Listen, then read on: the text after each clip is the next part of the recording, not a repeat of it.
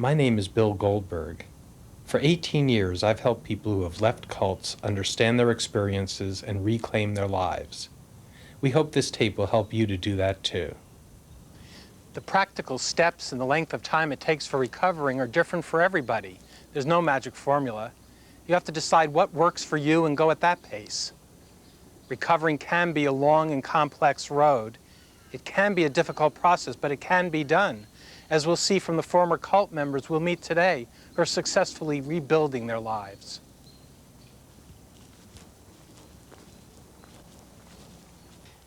You're not alone if you've been involved in a cult or a high-demand, high-intensity group. And you're not alone if you were spiritually abused or feel that you were involved in an abusive relationship. Millions of people all over the world have had the same experience. And you're not alone if you feel that you need help in coming to grips with this experience. My wife Lauren and I co-lead a support group for former cult members, and our friend and colleague Arnold Markowitz also counsels ex-cult members and their families. We're going to talk today about 3 phases of your life: your past, your present, and your future. When we look at the past, we'll discuss how the cult recruiters deceived and manipulated you into joining your cult in the first place, and then pressured and manipulated you into staying as long as you did.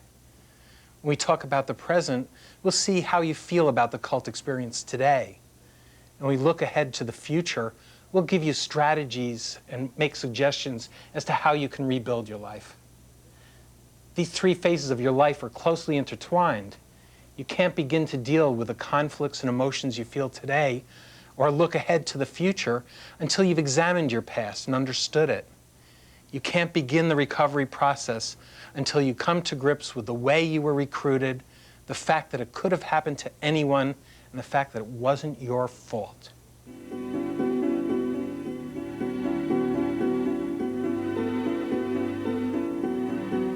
Carol, you were recruited into a Bible-based cult during your first year at a prestigious Eastern school.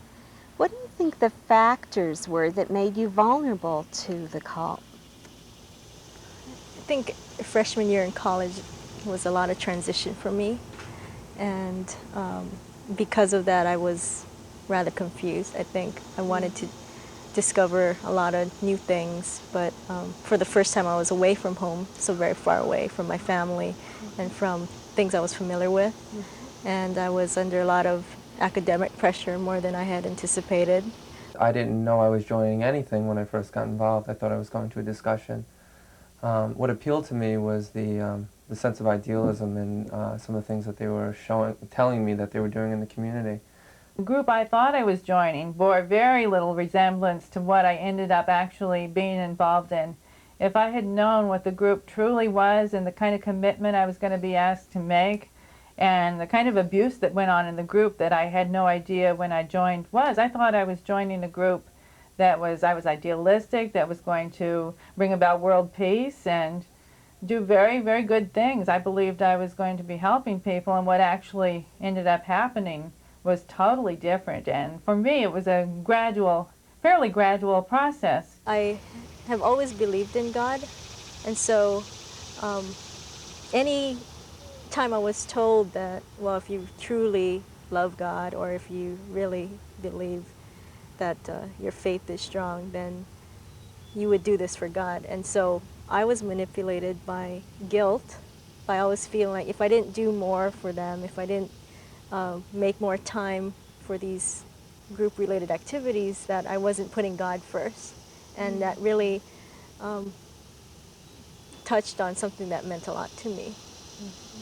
Is there's no criticism allowed, and if I was critical or if I had any, like if I didn't agree with something, it was always, if you don't agree, it means you just don't understand our doctrine, and we have to find out what you don't understand about it and put you through all kinds of things. So it was always blamed on me.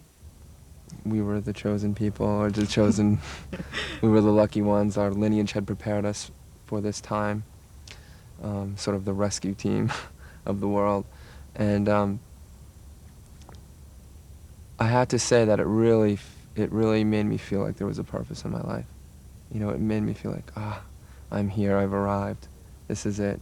Bob, Marjorie, in the group that you were in for 35 years, there was sexual abuse. in the cult? Yes, after about being in the cult for about 4 to 5 years, the guru had sex with me, and a year later I was pregnant with his son. A few years after that, the guru took me to the shrine room and told me that he had married my daughter, who was 14 at the time, before the lords and masters in the shrine room, and that she was his spiritual wife. It was outlawed to discuss anything about the teachings to one another. All things had to be worked through the guru. He was sort of the hub of the wheel. So he controlled everything. He controlled everything completely. And if he didn't control me directly, he certainly controlled me through my wife and family. The guru constantly said, you have to surrender body, mind, and spirit to the guru. That's the only way that you will be able to find God. I had little or no, almost no contact with anybody, my friends, my family. I was allowed to write a letter while I was in the group, and I was able to mail that off. But that was about it. No contact with the outside world, really. No reading newspapers, no watching television. I was kept in a vacuum, basically, and they were really the only information that was allowed into my mind. No outside influences, and that was very emotional for me because I have a good relationship with my family and had a girlfriend, and I was feeling this separation anxiety, and so it was a very difficult time for me.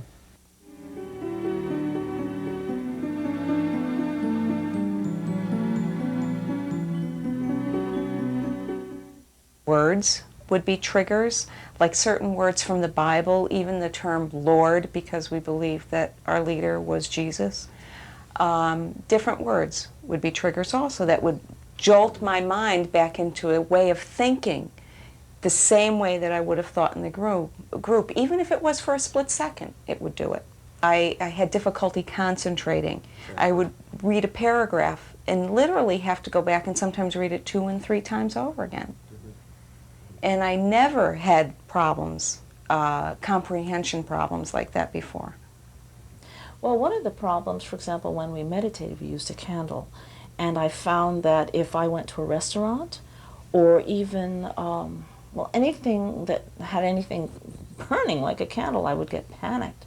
Also, the incense, we use incense. You walk down the street and then you're like, why are you burning incense? Just the street vendors. The leader often told us that he believed he was God. We leave him, we're leaving God. If we were to leave God, obviously, we would have many punishments waiting for us: death, sickness, insanity, calamities of every kind and nature, besides the fact that you would be lost, eternally lost forever. So I might be driving down a highway, for example, after leaving the group, and all of a sudden I would get hit with this fear out of nowhere that, oh my God, what if my car crashes? Because we were trained that God was going to punish us for doing that, for leaving the group. After leaving a cult group, most people have some very strong feelings and difficulty coping with those feelings. What are some of the more powerful feelings you've had to cope with after you left your cult? Well, the most powerful, Arnold, was rage. And in therapy, my therapist soon got into my head and knew of the extent of my rage and also my capabilities. And he pointed out to me that this man, this man that we called Guru, was in fact a vampire. He said, not the stereotypical movie type vampire, but a true one. And there's only one way that you can stop him. And that's by taking a stake and driving it through his heart so hard that it comes out his back. Before the session was over, he said, now I want you to take that thought and bring that home and think about it and think of the force that it would take to do such a thing. And I want you to reverse that and do something constructive with it and bring it back at our next session. When I left my group, I left my entire family behind, basically. I knew that it was a bad place to be, and I was alone, totally alone when I got out. So it was a kind of a frantic search to find friends and meet new people, but at the same time I didn't want to meet new people because I was so guilty about what I thought I had done. So it was really rough. And now I can make friends, and I have some real good ones. But in the beginning it was tough. I'm having a hard time making friends now, and I've been out of my group for 4 years, and I feel very lonely sometimes, and like I'm, you know, a misfit or an outcast because of my life. And when somebody says to me, you know, where are you from, or how did you come to live here, I can't even answer that question, and it's such a simple question because everything kind of ties back to the group, and it makes me feel very uncomfortable, and it's very hard to make friends because I feel like I kind of have to fib about my life and where I've really been, and that's not a good way to start a friendship. So I feel lonely often. It's hard to swallow your pride and say I made a mistake, but I really was deceived. And at the time, I really believed I had the truth, and I was forcefully trying to help others see it that way. So I feel shameful that I misled people. I grew up in the cult. I spent 20 plus years there. So when I was in, I had my decisions made for me, and when I got out, it was kind of rough. I had to play catch up. A lot of people were set in their careers, and I'm still deciding what I want to do, but at least I have the freedom to do that now. Once I realized that the leader of my group was a charlatan and a very bad person, and that the whole group was a very bad situation, I felt so betrayed and so let down. It was just as if I had been punched in the stomach so severely, and I just couldn't get up. That feeling of betrayal, and all the years, you know, I had given.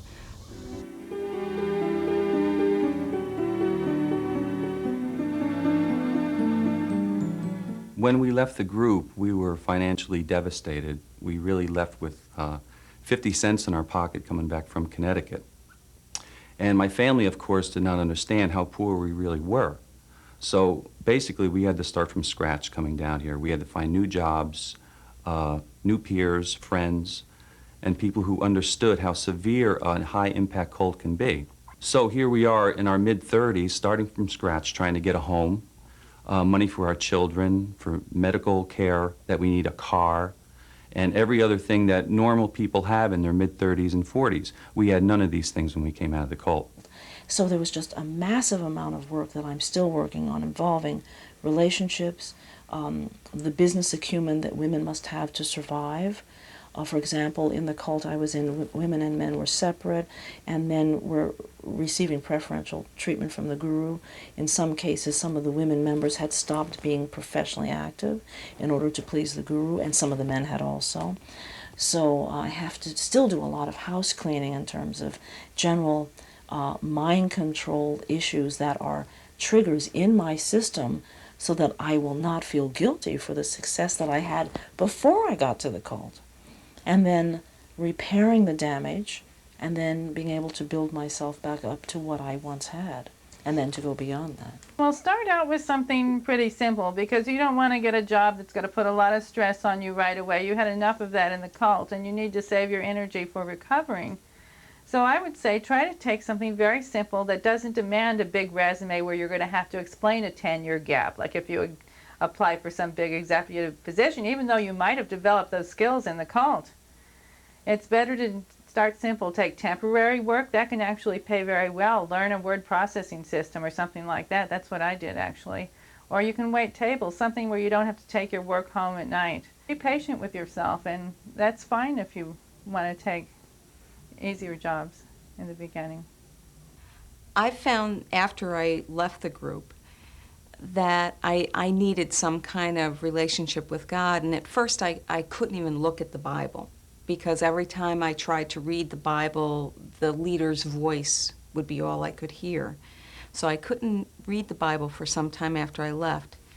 Then I did go to a church and found that the particular church I went to, even though the people were very warm and friendly, I was still very uncomfortable. So for me, I found that I've had to develop my own personal relationship with God. But whenever they bring up God, the name of God, or just the word God, I wince. It's like, a wound. And the only way I can use the word God now is spirit.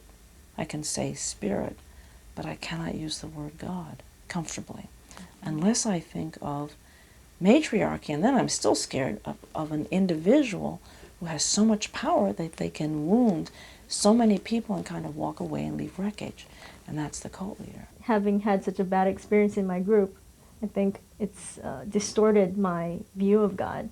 And so at this point in my life, I may believe in God, but it's not very close to me anymore, or something that I can really internalize well, because I often get triggered of bad memories when I read a scripture, or if I say a prayer, it reminds me of a bad experience or a way that they twisted it to manipulate me, and so I get an aversion to proceed in my faith.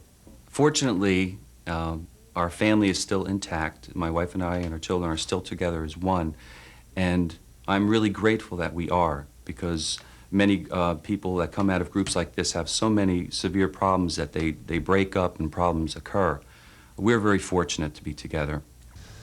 I never had a previous cult self, being pretty much born into it.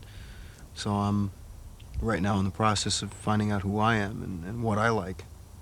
I never even exactly knew. I was told what I should like, and what I was supposed to like, and what was good and what was bad, and now I'm finding that out on my own. So it's finding a way to understand when you're in pain about it, how to feel it was not your fault, and that this is a process, and it's a steady, long process, because the cult's so meshed with everything we did in our lives. Once I heard that the experiences I was going through were just residue left over from the group, right there, it was just a big step forward.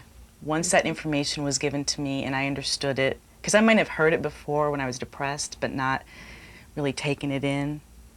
But once I really understood that this is because I was in the group, that was a big step forward. Also finding a good therapist one can work with, and finding one that is either well educated about cults or one who's willing to be educated, and someone you have a trust bond with. I've been in therapy for 2 years, and also I've attended many of the recovery programs, and it has helped so much with the blame and the shame and the guilt that I feel. In fact, not very long ago, I couldn't even tell you this without bursting into tears. The pain was just so overwhelming, but I'm able now to at least talk about it without really, feeling terrible, terrible pain. As in any situation in life that is difficult, a divorce or the death of a loved one or something like that, there are going to be these feelings that come up, and they may not be pretty, but to allow yourself to have those feelings, not just coming out of a cult, but really just living your life and being human. So I think you do have to kind of forgive yourself and allow what needs to come out, and not feel like you have to hide, or that there's something wrong with you for having these feelings, because everybody goes through them eventually. Coming to recovery groups and meeting other people that were in high-impact cults such as ours has helped my wife and I and our children in our recovery process, so that we can understand what happened to us for these 18 years and go on with our life in a new and a better direction.